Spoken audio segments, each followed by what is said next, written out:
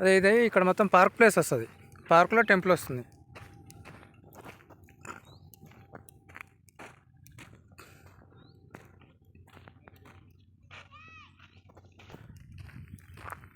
రెండు వారాలు మొత్తం చేంజ్ అయిపోయింది అన్న. 2 వారాలు మొత్తం చేంజ్ అయిపోయింది. ఓన్లీ సీసీ రోడ్ ఒక్కటే పెండింగ్ ఉన్నాయి. నాకు తెలిసి ఈ 2 వీక్స్లలో సీసీ రోడ్లు కూడా అయిపోతాయి.